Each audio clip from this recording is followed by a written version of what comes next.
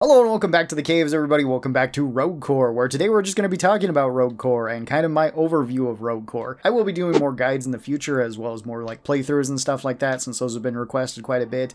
But for this, we're just going to be talking about Rogue Core. Should you get it now? Should you wait a little bit? And kind of the main points of controversy around Rogue Core. And sort of my solutions for what could be done, or at least potential solutions. I haven't really thought all these out, and I don't know exactly how they would work entirely in a technical aspect. Now, it's been 10 days since Rogue Core officially came out in early access. It hasn't dropped on console just yet, and we did just get a patch earlier today, at least as of filming this, that changed a couple of things, mostly with the merits changing to where you don't need as many merits to do things, which is probably for the best. Now let's talk about the major parts of contention here. For this, we have a couple different ones that frequently pop up in complaints, whether that be on Steam or whether that be on Reddit. I've kind of seen both of them, and there's a couple of these that I do agree with and some of them that I don't. First up would be ammo, and that there's not enough ammo for you to get to play through the game without having to constantly rely on your pickaxe.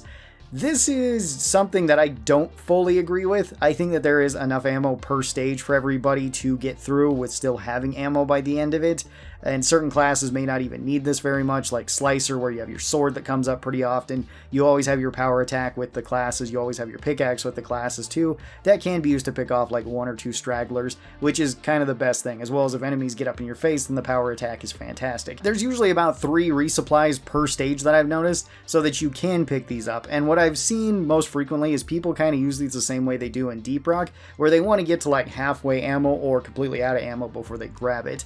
And you may not want to be doing that in Rogue Core, just simply because you're probably not going to be coming back to the location that you were already at, unless you open up one of the ammo crates like at the elevator itself, and you know that you're going to be coming back there. A lot of the time I see people just skipping the first 2 and grabbing the last one, and then maybe not having the ammo that's necessary at the end. So I feel like that's something that people will get more used to in time. Another option to fix this though would just be adding something like a locker or something like that players could open up that could potentially spit out a ammo crate similar to Spotter's ammo crates, and Spotter can toss out an ammo crate too that you get 50% ammo back from. I've noticed a lot of people don't really use that either. A lot of people just use like their main primary ability and not the other abilities that the class gets. The class do get 3 abilities, and it is kind of important to use each of them, but I feel like something like that could make it a lot easier for players. And I don't really see a problem with having just more ammo or more options like that, especially on the early stages of the game, like in the Dive 1 and 2, where those ones should probably be a bit more casual, since that's where like a lot of regular players are probably going to be playing. Similar to like Deep Rock, there's not a whole lot of players that are playing on like Has 4, Has 5, Has 5 Plus, or various like modded difficulties that make the game even more difficult. So if you wanted to add ammo crates to that in a form of a locker, or maybe like when you kick the buckets over, there could be potentially an ammo crate in it or something like that. So maybe slight tweaks to ammo, just adding more options to get ammo throughout the stage, I think could work out better, rather than just having like a straight buff that just gives you more ammo, because I feel like there should be some tension in this game where everything's trying to attack you. You do have to manage your resources, and you do have to get through the cave quickly. So I don't necessarily hate the amount of ammo that we've got, but I wouldn't complain if we got a few more options for ammo. Next up would be armor. And armor's kind of an interesting one, and I feel like this could be kind of solved with just adding in one of the perks that was in the early alphas. So I've played every version of Rogue Core, even in the very early test version of it that was 2 years ago when I was actually out in Denmark with Ghost Ship.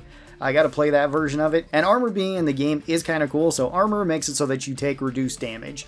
This doesn't count as the shields though from Deep Rock, where you kind of have that as a mitigating health bar and then it just recharges. I feel like maybe if you have a certain amount of armor, you shouldn't be able to have health damage taken as well, but have this be up to a certain amount of armor, and then after that it just works the way that it does currently, where it reduces the amount of damage that you take. So potentially setting a bar somewhere at like the 50 or to 75% mark, or maybe even up to the 80% mark, where if you have like 70% of your armor, and then this gets ticked out, it'll chunk that amount of armor, but then it won't touch your health. After that, it will start touching your health, but it will be reduced up until the point where you don't have armor. And adding back in the enhancement that we had in the early alphas of friendly fire damage, reducing the amount of damage that you take, as well as the amount of friendly fire damage you do. I imagine that one will probably get added back in at some point, or some version of it, and that would certainly help, because I have noticed that people tend to shoot themselves or shoot teammates quite a bit more in Rogue Core, because things tend to jump towards you a whole lot more often, and it can just be kind of tempting to spray at anything that gets near you. So reducing the friendly fire damage I think would make the health and the armor situation just better overall. And with Rogue Core letting you have up to 8 enhancements, you do have quite a lot of options. So throwing friendly on there, I mean, even if you want to say like some of them are mandatory, like friendly or like nimble, you still have like 6 more that you can play around with. And you could keep stacking them, sure, if you really want to, but usually like one of them is enough.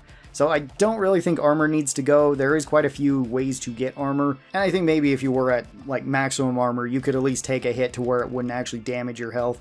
That would be kind of nice, especially for a class like Retcon that can get their armor back, or a class like Guardian who can regenerate up to 50% of their armor and then grab like another set of armor, and usually you get more armor with them anyway. I don't want to necessarily not take any damage from like a boss hitting me, but I think it'd be fine for like smaller enemies hitting you, and then just chipping away your armor rather than actually like chipping away your armor and your health, which can feel potentially bad. Next point of contention is the timer, and I have seen so many things about people just wanting the timer cut from the game entirely. I don't think so. I think the timer should stay, maybe enhance the amount of time that it has on certain difficulties. On difficulty 1 and 2, I don't really have a problem with the timer being longer, since that's probably where a lot more casual players are going to play.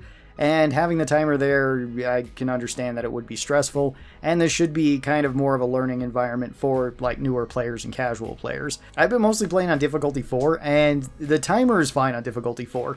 Difficulty 4 should feel challenging, it should feel fast-paced, it should feel like you kind of know what you're doing and you have to do the thing, otherwise there's going to be consequences.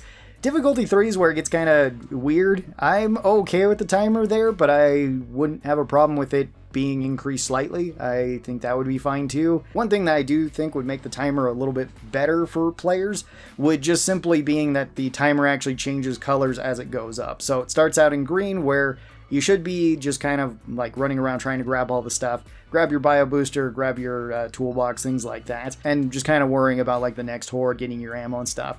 Then once it hits the halfway point, it should probably change colors to like a yellow, indicating that players are in caution, and then maybe leading into the last quarter of it, make it so it changes orange, just so that people know that it's getting like worse, that they should get to the elevator and they should call it down. Because right now it just goes from like green all the way up to red, and yes, you do get audio indications saying that you should get to the elevator, but most people in a lot of games like this are probably going to ignore that for a bit and then still try to get whatever they're going for. Get that last little expedite. They don't want to lose their bio booster. They don't want to lose like their weapon upgrade, when generally speaking, if they had just gotten rid of that and not even went for it, they would have been able to get to the next stage and potentially gotten more upgrades, which still would have maybe resulted in them winning. I think more of an indication of the timer ticking down might be good. That's not to say I want audio sounds all the time or it constantly ticking down or anything like that, but just a slight visual change to it I think could help out players. Taking out the timer entirely I don't think would work very well, and it would probably just end up resulting in something similar to point extracts from regular Deep Rock, where once you hit the 20-minute mark, it's basically non-stop spawn. That's pretty much the same way I'd see Rogue Core going, where it would just be non-stop spawns and people would be getting swarmed and dying nonetheless. Next up would be drafting perks. This one has gotten a lot of hypothetical complaints, I guess would be a good way of saying it, of this being a problem for like solo queue players who want to jump in with a bunch of randoms. And usually it's more like hypothetical situations of what happens if I really want something, but then somebody else on my team takes it, and then I just don't get what I want there, and then it just makes me upset and to kind of crash out, basically. This one doesn't make sense to me for a couple of reasons. One of them is that you should be in control of your emotions and how you display them. So if you're actively getting angry and actively crashing out over something like that, maybe that's on you. Just saying. Like, I feel like that's more of a personal problem than anything. Second, this basically never happens. I've played solo queue so many times right now with randoms. I've streamed this quite a bit. Since the games came out, I've played about 40 hours worth of the game. This has not happened once where somebody has gotten like upset, been typing like crazy, or got on voice chat or anything like that, that somebody stole their thing, somebody did whatever it is.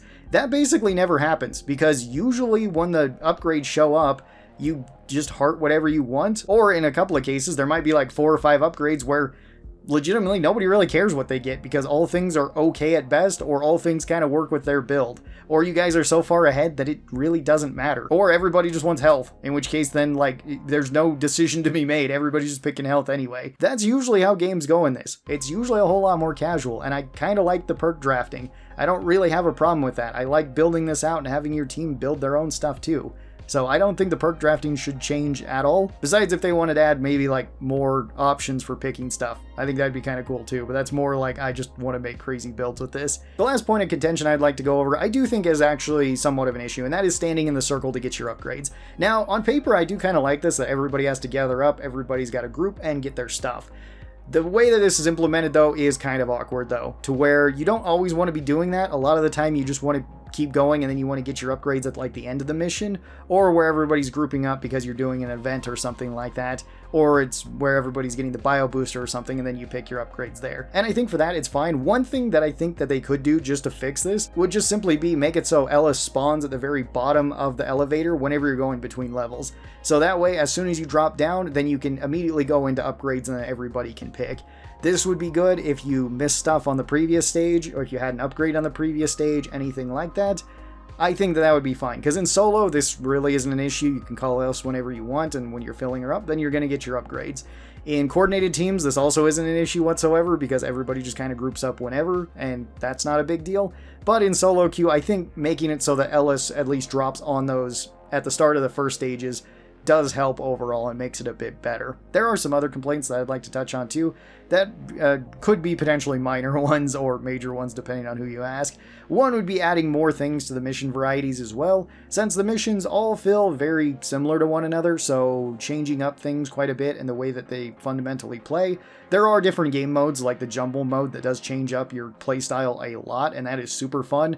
So I do kind of like modifications like that, but you could also throw in like hidden modifiers or single stage modifiers or something like that I think could make this a whole lot more exciting. So essentially it's just I want more game so that I can keep playing the game. Sound effects I think could be changed a little bit too, simply because some of the enemies like the core spawns are pretty quiet. So giving them some sort of indication that they're near you, rather than just having some visual effects, I think that that would be kind of a little bit better, just so that you know roughly where enemies are coming from. Again, I've played this one quite a bit, that's not such a big issue for me, but making certain enemies a little bit louder, I think could make it a little bit easier for newer players to get into, and just know that there is like danger around here. And the last thing I'd like to include in this is some way to potentially upgrade your traversal tool in some way. Whether that be the traversal tool that you pick, or having more options to pick another traversal tool, I think that that could definitely help. In like the jumbo mode, this isn't really that big of a deal, because usually everybody has a full loadout of everything, and then it's more just like getting perks that's a problem. Whereas in the regular game mode, it can be more of a pain just finding more equipment. Like, yes, you can pick the equipment crate, but I mean, if you're like me and you see an artifact trait, you're going to be taking that because I want the artifact, not another like flare gun that I could use. So having some way to upgrade that more consistently, or potentially just giving it random upgrades, because I don't think anybody would care if they pick something like the zipline launcher and then I decided to upgrade my gun and then it also gave it like longer effective range. That would just be a straight bonus to it. So having more options like that for traversal tools and upgrades to the traversal tool, I think doing that would just make it feel like the game feels a bit better, since, especially in like the jumble mode, if you get no traversal tools, it is a pain. The verticality in this can be pretty hard unless you're playing like Slicer who can dash. But I had one game earlier today where it was like the only traversal tools that we got were 3 flare guns, and that was it. And that made it so we couldn't really get anywhere quickly, and it made it so going through the caves were pretty difficult. Yes, we could see everything, yes, we could kill everything, but actually getting from objective to objective was a bit harder. And again, I don't think that game mode needs to change at all. I think that game mode is super fun, but maybe in the base game give us more equipment things that we can use. Not necessarily like the really good stuff that's in equipment crates, like jetty boots, or like having the shields or the turrets or something like that. I think those should stay in the equipment crates. But I don't think it would be that big of a deal if we also got an option for like drills if we wanted to take that, or a flare gun if we wanted to take that as a secondary option for like traversal things. I think that that could definitely work, and again, it doesn't necessarily need to be every stage, but something like that I think could be useful. And one other thing I'd like to see in the game is more strange options for weapons. I do kind of like that other weapons can just get some basic upgrades, but just picking between like damage or armor breaking, even though those ones are really good, isn't necessarily as exciting as getting like bouncy bullets or getting, you know, some of the overclock type stuff that we get, like if you got special powder, if you got trifork volley, if you got things like that. I think adding those ones in some way would make it so that the weapons feel a lot more distinct, feel a lot more fun to use, and you'd want to be trying out all the different weapons with all the different bonuses. Some of them do have interesting upgrades, like the Zhukovs have embedded detonators, which is really good, but definitely more wacky and zany stuff that I can upgrade my weapon into would be fantastic in my opinion. Tell me your thoughts on Rogue Core, what should be changed, what shouldn't be changed. I really like to hear that in the comments below. I'm sure we're going to get a whole lot of people saying one thing or the other. Thank you guys so much for watching this video. I hope you guys have a great rest of your day, and I'll talk to you next time. Bye bye everybody!